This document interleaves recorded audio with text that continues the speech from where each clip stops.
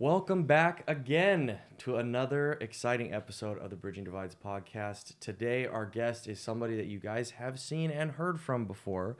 Super excited to bring back Amy Rosner. We are going to be talking about her new book, Reconstructing Reality, Outsmarting the Brain to Rewrite Our Life Stories.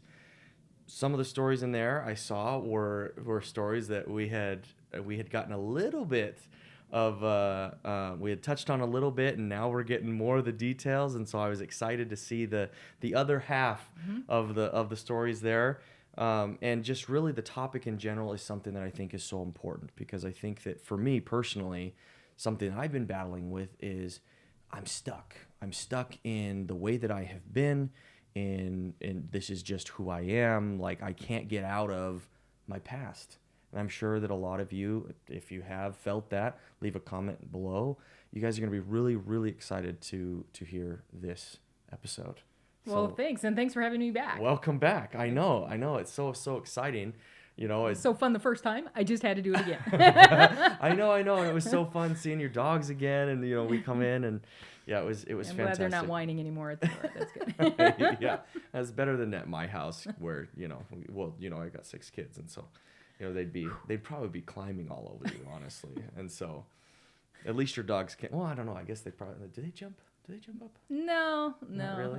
Not really. No. Daisy used to, but she's too old for that now. Yeah. So, but I do have some clients little kids who absolutely love dogs, and I have a couple pictures of when I caught Duke in their lap, just loving on him. Yeah. Oh, I bet. They were just like so happy. And I bet that's such a valuable asset to have in your field. Everybody gets optional dog therapy at no extra charge. Yeah, that's fantastic. Their version of dog therapy, anyway. Yeah. That's great. Right. So, for those that may not have seen the last episode, tell us about your qualifications. You are way more educated than I ever see myself being, Well, like, formal education, if you want to stay away from the real world, just go back to school, right? Like, there's something to be said for both. Oh, that's so funny. No, I have a PhD in biopsychology, and experimental neuropsychology is the focus of that. So basically it's a branch of psychology that looks at the brain and what part of the brain makes me do this, Yeah, no, so, and that's so we call it localization of function. Yeah, we were talking, we just had an episode with Jacob Sparks. He's a marriage and family therapist, and he also has a practice where he coaches families that have children with mental health issues that they're confronting. And it's amazing how much you see in kids these days. I mean, we see, the physical issues that a lot of kids have now, but I mean, there are all those mental issues that go along with them. Why? What's going on? I think there's a lot of stuff going on, but in general, if you want to go for an easy answer, stress. Like there's all kinds of stress that we've got going on now that we didn't have before. Like look at the all the horrible chemicals in our environment. Those are all stressors. Like physical stressors. Yeah, but stress is a big bucket. Where no matter where it comes from, if it's physical or psychological, it goes in the stress bucket, and then at some point, the bucket starts to overflow, and you've got anxiety, and you've got diabetes, and you've got allergies, and you've got like all kinds of stuff. And so, it comes from both psychological and physical causes, and it affects both psychology and physiology. What are some of the psychological reasons, do you think? Because obviously what we eat and what we consume, what we breathe, that all has an effect on our mental health. Yeah. And we don't even know what the impacts are. Like they're not. We can't even do long-term studies on that stuff yet. Absolutely. But like, what are some of the kind of psychological stressors that you would say influences that affect our kids? I mean, there's a lot of stuff that can affect our kids. I mean, there's a lot of bullying going on in school. There's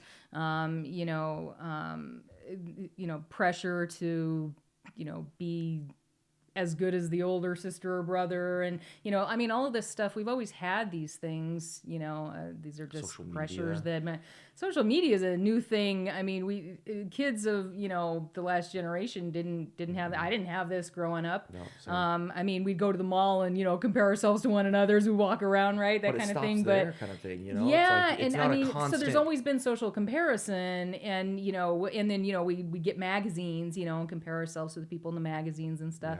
But today you just have a different medium, you know. But there are a lot of the same pressures that we've always had, but we have modern versions of them, and everything's going faster. I was gonna say it's like all the old things, Yeah. which it's nothing new, but it's in overdrive. Yeah, is what and it where we seems used like. to have like not enough information about things, we have too much now, and a lot of it is wrong. And how do you know who to believe, who to trust, That's hard. who's That's giving a- you correct information and who's not? It's really That's a hard. scary kind of a place to be in, especially It is. when you're developing Yeah. still. Yeah. I mean, I mean, most adults don't know where to Same, start to yeah. try to figure out what's real and what's not. And that's a big, you know, tactic used, you know, by people that want to be able to lie to you and have it stick. Because if you don't trust any sources, then, you know, they can get into your heartstrings and really get you wound up about something, and you're going to follow them, you know. yeah. And we see a lot of that, especially, you know, in politics, obviously, Oh, but and yeah. also in people, In influencers and stuff. marketing and Yeah, exactly. influencers, holy Yeah, crap. yeah. Yeah, Everybody is absolutely. like clamoring for our attention, and you know, trying to get us to follow them and to buy into them, and And they're not all well intentioned. right, It's like right. I love marketing, which you've recently been doing. You say a lot of that because And it of is the book. not my thing. Not your I thing. need serious help with that. And- but I respect those who understand that, because you know, I And it's I great. know It's one of like, those people. but to the point though that, you know, there are people that can help you promote what you need to get as many people conscious of what you're doing, and then there's people that do it the wrong way, which will, you know, they create scandals, they, you know, Sure. spread false information. It's like any other It's like- tool, you know, you can use it for good or for evil, right? Thank Like, you, so thank it doesn't you. matter what the tool is, you know, influence, money, you know, whatever, it doesn't matter. They're all just tools How you're gonna use to it. impact people. How you use them is what makes the difference. Yeah. No, I love that. I love that. So let's dive into your book. Cool. Let's so we'll start a little bit with your background. I know we've had you on before and talked a little bit about your hypnotherapy, but you said this was a long time coming. This is in the works for a while. What has been the journey to give us this book? Yeah, so it's probably 30 years in the making, I would think. I've been thinking about this for a long time and wanting to get this out. And a big part, obviously, you know, we don't know everything about how the brain works. And if, you know, I put some ideas out there in my book that are, you know, definitely questionable, but they make sense to me, and they help me in my practice, and come from my scientific background when I did brain research. And so I would love for someone to prove me wrong. People, if you have a problem with what I say in the book, prove me wrong, because then we would know what's going on, right? Yes. So I would love to be proven wrong.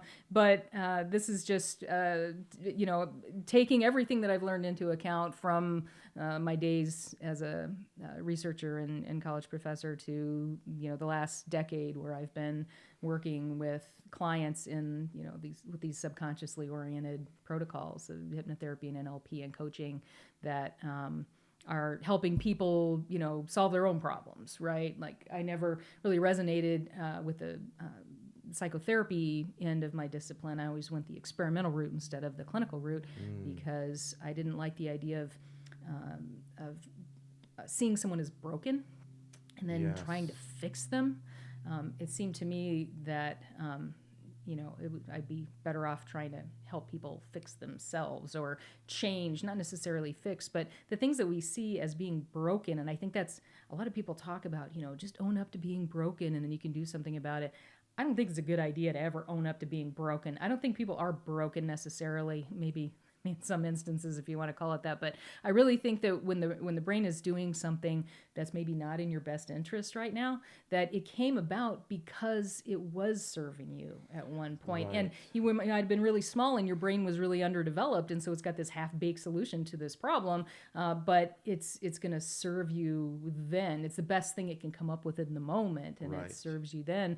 Later on, it may cause some problems, in your life, and it needs to be, changed. It needs to be reprogrammed, rewritten.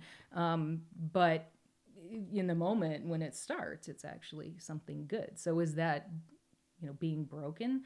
I don't think so. I think that's just the way the brain works, and it's trying to protect you. It's almost like you just need an upgrade. Almost. Yeah, Like, you need. we need to just revisit the drawing board. It's like, okay, that was great for this purpose. Right. I mean, just like if it's in a business or Right. if it's in And we do that. We anything. do that in sessions, actually.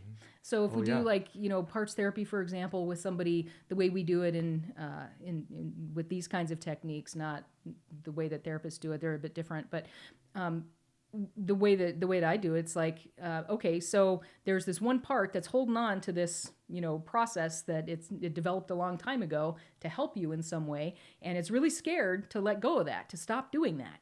And so it's going to keep doing it until we alleviate its fears and give it a new job and get it to buy into the new job, And then once it has the new job, then you don't feel like you're at war with yourself all the time. And and everybody in there is like on the same page, and you can feel it. When that happens, you can actually feel it. It's a cool feeling. How do you do that?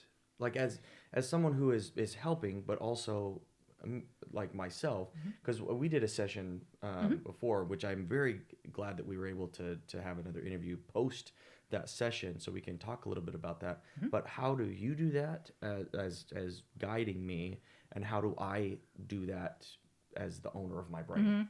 So it's really it's stuff that's really hard for you to do on your own. So that's why you have a guide like myself to help you with that process. 100%. It would be hard for me to do it on my own. I don't know that I can. But when you're in a hypnotic state, it's easy to talk to these different parts of your personality.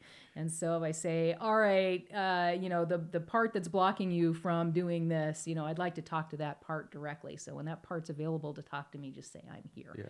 Real quick, can you, because I really, really want to hear what you're going to say, but can you like define hypnosis a little bit? Because for me, I know that before we met, hypnotism was the most hokey, ridiculous thing that It's actually the very first psychotherapy. Like that was like the most ridiculous We're thing the I could think OGs. of. But you said something that really changed my perspective. I went, wait, all the stuff on TV that we see with I'm clucking like a chicken and the clock and all that, like that's in 10 years, no one's ever clucked like a chicken in my office. that's ridiculous. It's allowed, but it like, just hasn't happened. if you feel like it, hey, if you no want to do it, judgment that's here. fine, but yeah. But can you define that a little bit, and then we'll jump back into what you're saying? Yeah, great question. I'm glad you asked that. So yeah, a lot of people have misconceptions about what hypnosis is, and there's a lot, and that's one of the big reasons for writing this book, to correct misconceptions that are really prevalent out there. I have people come to me with all kinds of things they've heard from other people, what are you gonna do and authority figures in some way, that from doctors to therapists to religious leaders to and parents and stuff, like a lot of authority figures actually have a lot of misinformation about what hypnosis really is and how it's used in a therapeutic kind of setting. On the ground and no, nothing like not that. unless you want to. I mean, we're kind of a anything goes kind of group, but it's not about us; it's about the client, and it's all client driven. So whenever someone comes in with a particular bent, philosophically, religiously, whatever, it doesn't matter what we think or how we view something. All that matters is that we help them navigate their way to changing whatever it is they want to change, their thoughts, feelings, behaviors, whatever it happens to be. Great. So it truly is it's an unbiased kind of a job. Completely unbiased. There are some sessions that to this day, I don't know what they were about. So, there's no way I could exert any kind of personal influence on those clients, because I don't even know what we did. Interesting. Can you explain? Yeah. So why? there was one a young lady that was in high school, and something happened at school, and she couldn't bring herself to go back to school. She was scared to go back to school, and she couldn't talk about it. her mother brought her in, and she's, being really shy and everything, understandably. And I asked her, I said, can you tell me what happened? And she just shook her head. No, she wouldn't look at me. And I said, well, can you visualize it like a little mental movie playing in front of you, just a little piece of it? And she said, yeah. And I said, can you feel that in your body? Does it feel kind of bad in your body? She said, yeah. I said, okay, hold on to that. Is it okay if we just look at that, but in a way that is easier than even right now? And she said, yeah. And so I just led her through a process to get rid of that trauma response, that fight or flight response that she had to whatever happened at school. And she left and went back to school. I remember that from when we Did I tell it last time? when we did our session. Oh, okay. Is that you did a similar practice with me, and I vocalized it, but I also had you don't have to say it if you don't want to, because it's not about saying it to you. Yeah. It's about playing it in your mind. Because I'm not the one making the change. Exactly. You're the one making the change as the client. And I think that is what the misconception is that you as a hypnotherapist are the one that's doing I'm this controlling and you're your controlling mind. me. It's like no. You are a guide as a hypnotherapist to help you get more control of your own mind. Exactly. Yeah. To access that subconscious part way back there that we can't. And hypnosis to me, and I make this argument in the book, is just a changing of the process that's in control in your head. And so, typically we're listening to that voice that's in our head, right? And we're trying to reason things out and decide what to do, and we're talking to ourselves a lot. And that's your conscious mind, and that's less than 5%, maybe 5% on a good day of brain activity, right? Probably more like less than 2%, some people say. I don't know how to measure that, but those are the estimates that we have at the moment. But what hypnosis does is it changes the way the brain is operating so that that part is not in control anymore. And instead, the part that understands what the emotional issues are, how you feel about things, what's wrong, that part is in charge. And when that happens, then you can actually make a change, because otherwise those two are kind of like, ships passing in the night, And you see this a lot when you look at people who had maybe, many years of talk therapy or coaching where it's a conscious mind talking to a conscious mind. And then they come into someone like myself, and after the first session, they could feel something had changed. I had a guy who did 30 years of therapy for a condition that he was very embarrassed about. And he was about to lose his marriage because of it. And he just, for 30 years, he couldn't get a handle on it. And his last clinical psychologist that he saw cut him loose as a client after 1 year, because he's like, we're not making any progress. So, I can't keep working with you because, it's just a waste of time. So he met a friend of mine at a business networking event, and that friend introduced me to him, and I was like, oh, hey, nice to meet you. And I'm not thinking anything of it. And he wound up driving an hour and a half to come to my office for a session. And the whole way here, he was like, how can I talk to this woman about it? I've never even really met this person. I don't know this person, and I can't even talk to my friends about this. How can I talk to her? But he came anyway, and he was able to talk about it. And this is a judgment-free zone. Like, not to sound crass, but I don't care. I just don't care what is wrong with you. I just don't. All I care about is what you think is wrong and what you want to change, and I want to help you change it. That's all I care about. So I don't care what's back there or what you are embarrassed about or anything else. And I guess that shows, because people will open up very quickly in my office, which makes things a lot easier. But he left that first session. He actually cried. He was in tears. And this is like the most put together guy. He had this one issue, but he was really put together. And I was amazed. And at first I was kind of worried, I made this guy cry. He's like, after 30 years of therapy, to find something that after one session, I can feel a big change, that this is working. He said, it's just overwhelming. So there's a big difference between focusing in on that conscious dialogue and letting the other part of the brain have control over what the whole brain is doing. Because there's something called cerebral dominance, which I talk about in my book, which is, you have two sides of your brain. The big part of your brain, the cerebrum, the big wrinkly part on top. Yes. It's two halves, and they're not identical. They look very similar, but they're not identical. And they don't have identical functions either. Right. A lot of things can be done by both sides of the brain, but they're not identical. And so that conscious part that's talking to you all the time, language is pretty solidly a left hemisphere function. Yeah, the right has some language. It helps you understand, puns and jokes and stuff.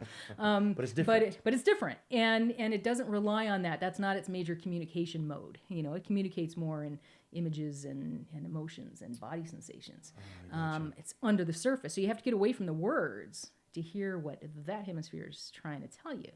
And I talk about some work that Roger Sperry got a Nobel Prize for, actually, back in the 80s, with what we call split brain patients. And those are people that had intractable epilepsy, and they had what's called a colossectomy, where the big bundle of nerves called the corpus callosum that connects the two big halves of the brain is cut. It's cut down the center. So there are back roads. The two halves are still in communication somewhat, but the highway's out. The freeway's out, but there's still some back roads, so you can get where you need to go, but it's going to be slow, and it's not going to be as easy. Yeah. And so there are big communication problems between those two hemispheres. You wouldn't know it if you were to go up and talk to somebody who's a split brain. Yeah, you would, and they would seem fine. But when they get up in the morning and go in the closet, one hand may pick out one shirt and the other hand picks out another shirt. And you're like, and they what? have to fight it out. Right? That's crazy. Yeah, and there's even something called alien hand syndrome, which I also discuss in the book, which is where the almost inevitably the right hand, the left hand, which is controlled by the right hemisphere. You have this cross control. The left hand will do things that can actually be dangerous. May try to choke your dog or choke you.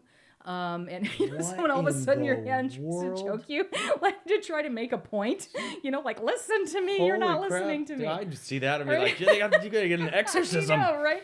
There's a great video I used to show my students when I would teach physical psych classes on this stuff. Yeah, it's really bizarre. It's the stuff of science fiction, but it's the way our brains work. And we see a milder version of that in this office, and that's pretty much what all of this hypnotherapy stuff is based on when you think about it. It's all about, get that right hemisphere, unconscious stuff really running the show. And so cerebral dominance is basically when both hemispheres can do something, but, it's like having two leaders, like if two people are in charge of a group and they disagree, what happens? There's chaos, right? Exactly. There's confusion. And so to avoid that, when both hemispheres can do a job, one is going to be in charge at any given time. Interesting. And so it's usually the hemisphere that is more adept at that kind of processing. So the left is going to be in control when you're, in your head, talking to yourself and that kind of thing. And the left doesn't play so well with the right. It inhibits right hemisphere activity. So it inhibits emotional stuff and, anything that could get in the way of your reasoning and logic and things like that. And it operates in a serial way. If this, then this, then this, then this, right?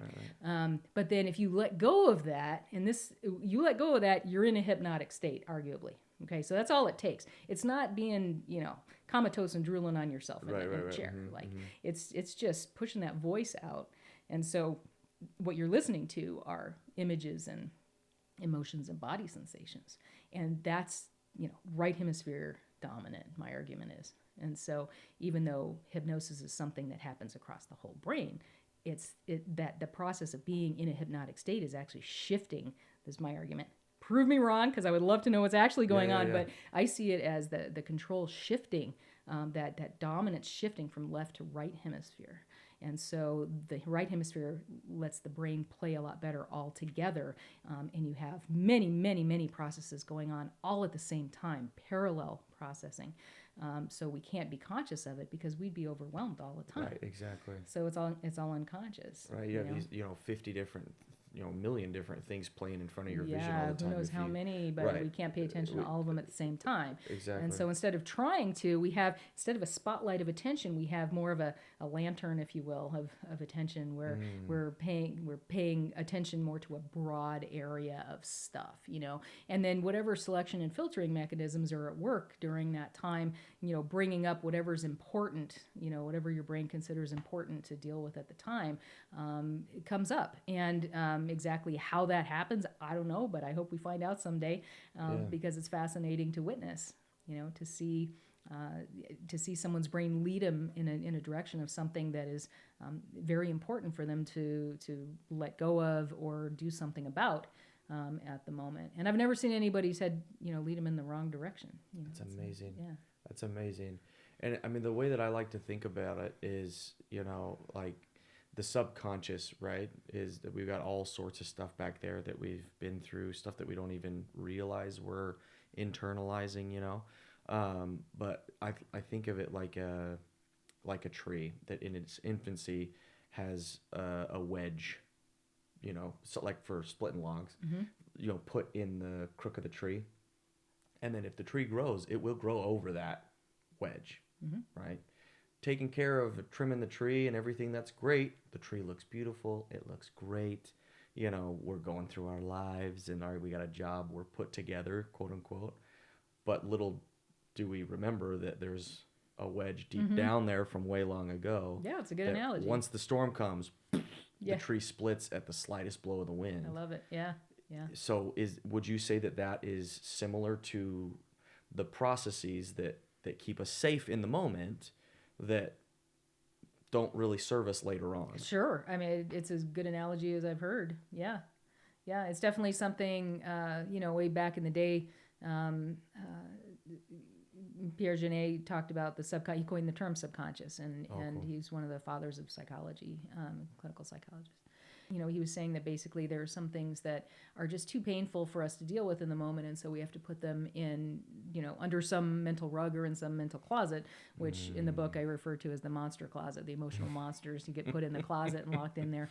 That's funny. And so people ask all the time, how's the subconscious different from the unconscious? And a lot of people use those terms interchangeably. Strictly speaking, when Genet coined that term, he was talking about a place to put that kind of emotional information, put those monsters somewhere, and so that monster closet is the subconscious. But I tend to use the terms pretty much interchangeably. Yeah. But in my business, I'm pretty much always talking about subconscious, which is unconscious. So No, but maybe not all unconscious mind is considered subconscious. That's fantastic. Becomes What I would lexical love, thing. I think something that would be cool, and if this sounds interesting to you guys, let us know in the comments, to film, say, a session with me, not just like some random person, I would volunteer myself. I think that would be crazy cool. Sure, yeah. To see how do you go through that? Yeah. What's the process? If you'd be down, Yeah, sure, I think absolutely. that would be awesome. Absolutely. But I wanted to touch on your book real quick. Something that we mentioned before we turned the camera on is that I loved hearing how your tone is very evident in the book. It's not like you put this scholar cap on and all of a sudden now you're this stuffy professor. You obviously I've never been much of a stuffy professor. People are like, you and have this a is degree, why we're really? friends. And I think that's amazing, and I can definitely see the humility behind how you operate just in talking in this interview. You have this very calm, humble confidence in what you do, which I think is just thank amazing. you. I appreciate that. Huge tribute to you. But I loved seeing the tone of your voice and the joking manner and everything. It's very fun to read. Good. But I also am just like, oh my gosh, my brain's exploding because it's awesome. Like the information, you obviously know what you're talking about. And so I love seeing that the connection there, because a lot of times it can be hard to read something educational, quote unquote, because it's kind of boring. I mean, Well, can be. credit where credit is due. I had an amazing editor, Margaret. You were one in a million. But she's all about showing rather than just telling. And when I was looking for an editor, she and I talked about that. And as soon as she mentioned that, I thought you are exactly the person that I need, because I love telling stories and I love being personable and casual about everything. But in writing, I'm used to journal writing, and so Right. that doesn't mean you know how to write a book. If you can write an article, you don't necessarily know how to write a book. Right. And I wanted to come across as myself, like I'm having a casual dialogue with people, and I can get into the weeds and the scientific stuff pretty easily. And she was really good about helping me do more showing than just telling. I love that. So we're approaching the end of our time here, but I do, there are a couple things I want to go over. So can you talk about how do you rewrite your life story? Like, is that, are we kidding ourselves? Are we just telling ourselves something that we want to hear and it's not actually what happened? Or can you go into that a little bit of Sure. of how we do that? Yeah. So the information in our heads is changing all the time. And, 40 years after I caught a little fish as a 6-year-old, that fish gets, a foot long, a little tiny fish gets really big. Every time you tell the story, the fish gets bigger, right? Right. We're doing that all the time because for quite a while now, we've known that memories get reconstructed whenever we bring them up. So when we pull a memory up, it's not like pulling a file up on our computer, and it's the same every time. It's whatever we tell the computer it is, right? And then it presents the same thing every time. Wow. Our brains aren't like that. That's why it's called reconstructing reality, because our brain works by reconstructing concepts and memories and everything in our heads, and including our self-concept. And so how we think about ourselves and feel about ourselves is changing constantly depending on how things get rewritten, how that self-concept gets reconstructed. And so our heads basically work, and there's a wonderful book that is out by Lisa Feldman Barrett called How Emotions Are Made, and she's an amazing researcher in that field. And for a long, long time, since I went to school, we were always taught we have, primary emotions and then secondary emotions that are made from a combination of those primaries, and then even tertiary emotions, which are made of combinations of secondary emotions. Jeez. And these tend to be universal. And so, doesn't matter what culture you're from, you exhibit certain signs of happiness, for example, or sadness. Well, as it turns out, a lot more current research that's really been going down the rabbit hole on this does not support that idea. It supports the idea that just like, Schachter back in the 70s, I think it was showing clearly with memories, those concepts are reconstructed, those emotional concepts. They're reconstructed constantly. They're constructed to begin with based on, what we see from people as we're growing up. We see people laughing and smiling, and we hear the word happy being used, and we construct this emotional concept of happiness, right? Not everybody who smiles is happy, right? Somebody might be, plotting your demise behind that smile or something. Like, you never know, right? Or someone's got a serious case of RBF going on. Right.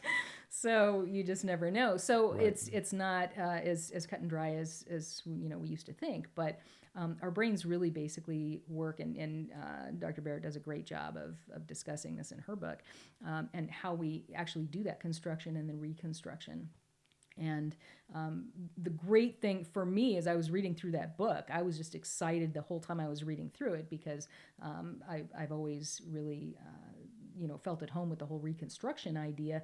And that's one of the reasons that this kind of work with hypnotherapy and NLP and those kind of unconsciously oriented protocols resonates so much with me, is because it just taps into that reconstruction process. So when we have somebody bring up an event from their past, like the young lady that had a traumatic event at school and couldn't go back, when she brings that up, Is that going to be exactly like what happened? No, it's not going to be anything like what happened. There are going to be some things that are similar, but it's not going to be exactly what happened. Any information coming in through our senses is heavily modified by Right. connections going down from our belief centers to modify that information that's coming in. So Interesting. we don't believe what we see what we believe. It's what is happening is what's happening, but it's perceived in a way that goes through all the filters that we have, belief systems. Yeah, so we have whatever. downward projections from these association areas where we have beliefs and all these like concepts and memories and everything, and that we've constructed over the years, and that information is going down, and the information coming up through our eyes or ears, whatever, is being modified by that information. There are 10 times as many connections going down to modify information than the information coming up. So we're already really skewed in terms of our perception of what's happening and our memory of what happened. And then every time we bring it back up, like the fish getting bigger, it changes every time we bring it back up. So it's reconstructed a little bit differently each time. And then we have, associations with that where our brain is going to predict how we're going to interact the next time we go to school or wherever it might be, or seeing someone who was a part of that. And that any prediction error, I'm predicting that this is going to be a really bad time. And when I get there, at school, and when I get there, okay, maybe it's not so bad. There's prediction error, and your brain automatically will make changes in what's programmed up there, so that next time it'll have more accurate information about, because you're not just reacting to the world.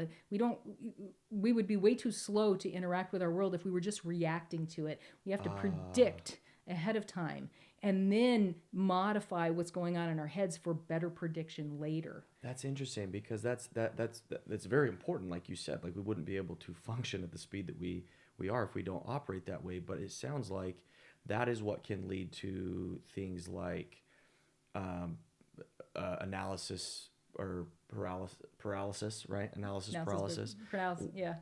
by analysis. Yeah. I'm saying this super intelligently, but it's like it leads to that hesitance to be able to take action, stereotypes where we make snap judgments about people based off of what they look like or what they might sound like. And these things, the reason that we do these things is because they are useful. Right. And so for example, a stereotype is just a concept. It's a concept about a group of people. And why do we have concepts? So that we can better predict how that interaction is going to go, so we make the least amount of error possible. Right. That's why we have those concepts, and that's why stereotypes exist. Right. Right? Now, everything can go awry, obviously, but those concepts are meant to enable us to have better and more accurate and more, survival, and advantageous, interactions with our world. Yeah.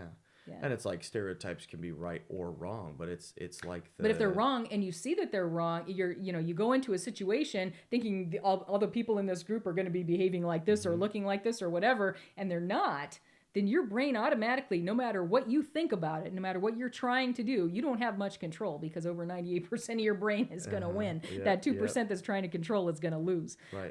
And so, your brain's automatically going to reconstruct that concept, that stereotype of that group of people to be in line with what you're experiencing in reality, so that you have a more accurate, interaction next time that you're approaching that group. That's crazy. So in order to, because this is a question that I wrestle with a lot, and I'm sure other people do too, let us know if that's true, is how do you break a stereotype?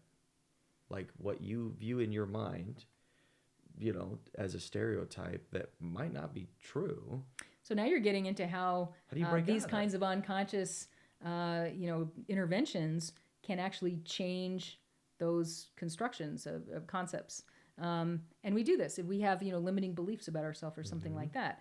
You're talking about breaking a stereotype. What you're talking about really is modifying or reconstructing the concept of a particular group, right? And that's exactly what we do with these unconscious processes. We're actually opening the door to reconstructing that in a way that you want to reconstruct it. So you don't have to just be in a situation where it's actually happening. In fact, your brain doesn't care if something's actually happening or you're just imagining it. The same reprogramming will occur. Without the, of course, final motor pathway behavior and Right, the, resulting feedback. But the same reprogramming happens. And so in really cool studies way back from the 80s where like basketball players shooting free throws and the ones that imagined shooting the perfect free throw over and over again improved every bit as much on their free throws as the ones that were actually practicing, even though they didn't have any physical practice. Amazing. The ones that didn't do either didn't get any improvement. Right, of course. But that's how much that imagery changed. And so you have control over how you reprogram or reconstruct the concepts and memories that you have in your head. And so if you want to change how you feel about a group or yourself or it doesn't matter, whatever, it doesn't matter. You can dogs. Somebody comes in, dinosaurs. I had someone come in who had a fear of dinosaurs. Kid you not, she almost crashed a car full of her friends because she freaked out on the way to California, seeing the dinosaur was on the side of the road. She almost lost control of the car. And so her friends are like, get control of this or you're not coming with us next year, right? And so, I couldn't actually show her a dinosaur and see how she felt, but what we did was reconstruct the concept of dinosaur in her head. And we did the same thing that I did with the young lady that had trouble going back to school. Take that fight or flight response out of that concept. That's no longer a part of that concept. That fear is no longer a part of it. And when you're going directly to the source of the reconstruction and making a change there, that it's done. It's done. And it's a structural change. It's not just biochemical, it's structural. Wow. So for example, if you modify pain, get rid of pain using hypnotherapy, which is a really common thing for people to use hypnotherapy for, you can get rid of your own pain quickly and easily. And when you do that, blows my mind. It's not like taking, if you take Narcan for an opiate, painkiller, then you instantly feel the pain again.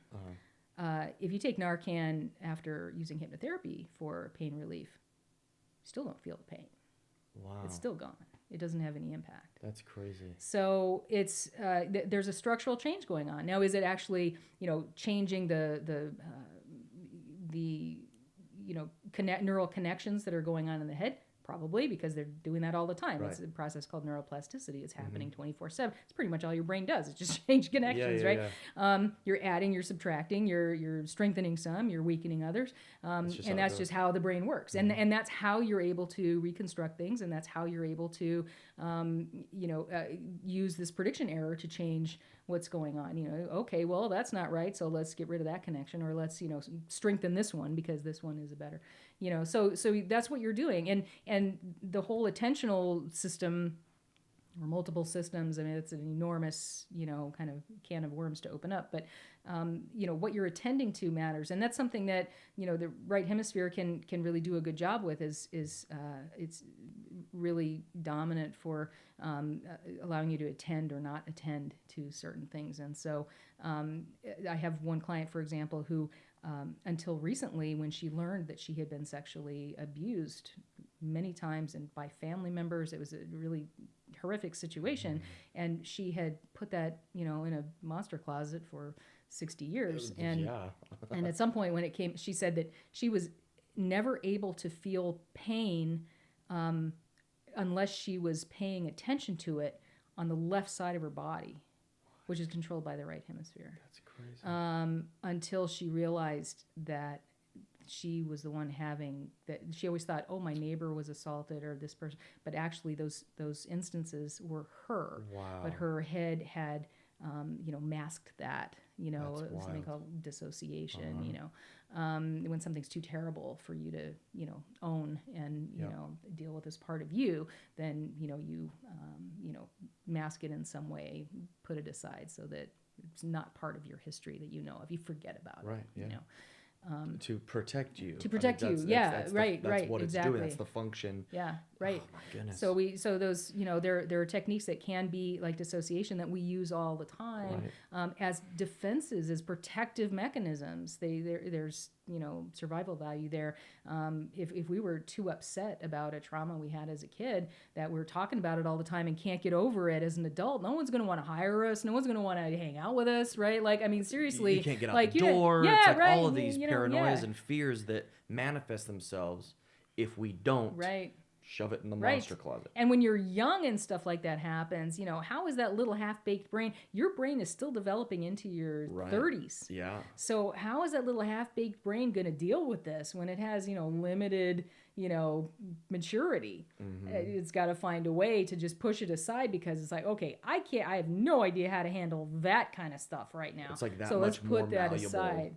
Yeah. as a child versus an adult. So usually when we see dissociation, it's from something that happened when someone was really young. And then, you know, when they're able to go back to that and bring that up and realize what happened, bring that out of that monster closet and actually let it go in a healthy way, it's gone. And everything that manifested from that goes with it.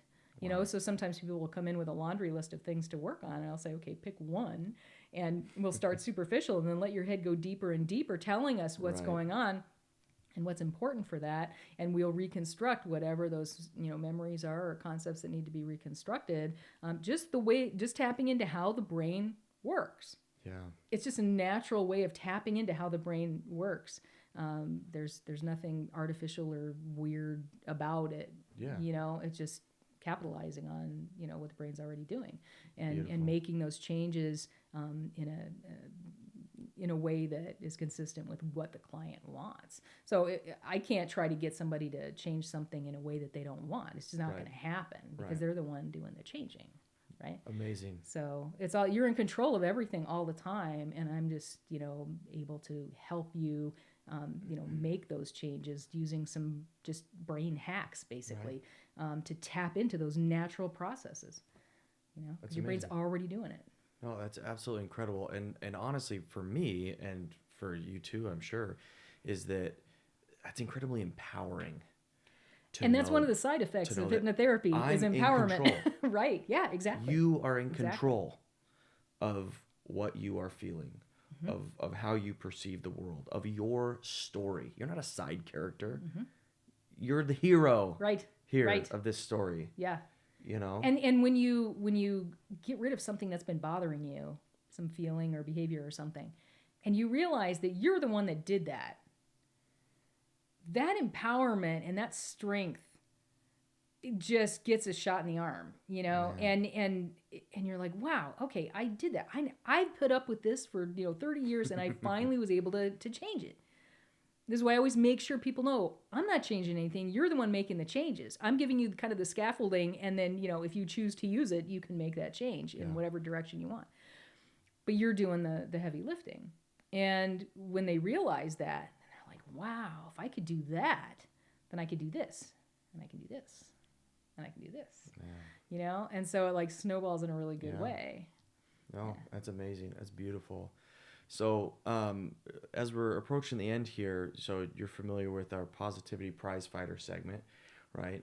Just the idea of getting back up and continuing to fight. That's positivity.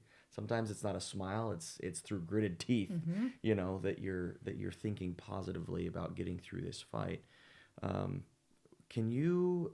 So this is a long process for this book. Can you share an experience, a positivity prize fighter moment of your own, maybe where you were able to use the principles outlined in your book to help you through it? I think just writing the book. Really? Yeah. Like I said, this was a long time coming. It's probably been about 30 years that I've wanted to write this book. And from the information and experiences I had, you know, working with brains to doing this, you know, kind of unconscious stuff for the last 10 years, I feel like I haven't completed my education because we're far from that, and it's never going to happen in my lifetime for sure. But I've really enhanced my knowledge of how the brain works, at least in a practical way that can help my clients and kind of help me get, you know, wrap my head around how things work up there. And so it's been a lot of, okay, I want to write this book, and then I don't know enough to write this book, you know? And so those limited beliefs come up, you know, I'm not good enough, I'm not smart enough, I don't know enough. And then, you know, okay, forget it and do some other stuff for a while. And then at some point it knocks on the door of my head again and goes, I still want to write this book. And then I have to, you know, okay, so I need to, you know, reconstruct some, self-concept stuff, get rid of some limiting beliefs, give myself, some more knowledge about better ways to go about doing this. This 2 years ago, I tried in a big way to write this book and failed miserably. I wrote about 70,000 words or something, I think, but no, it wasn't that much. But I wrote quite a few words. But it wasn't well organized. It wasn't a good book. And I knew it. And then I'm like, okay, then what do you tell yourself when you have a failure like that? Oh, I'm not a good writer. I can't write this book, right? Or where am I going? I don't have my thoughts organized, because I'll start going off on some stream of consciousness thing, and then I'll end up, on some dead end, and I'm like, well, where do I go from here, right? Yeah. And so it took actually getting some education and some coaching from people who actually know how to write books to help me do it. And and it took me getting over reprogramming my, my shortcomings that I perceived, in myself, so that I could actually not only decide to do it and make the effort to do it, but to just make the decision to, hire somebody to help me do it, do I really want to spend all the time and money and effort and hope that, this guy helps me out, or, hope that, this editor knows what she's doing, or hope that, this designer does a good cover, right? Like, when you're putting so much of yourself, your life, your the way you feel about yourself and how you think other people are going to look at you. When you publish a book, you feel like you're sticking your neck out to have your head lopped off.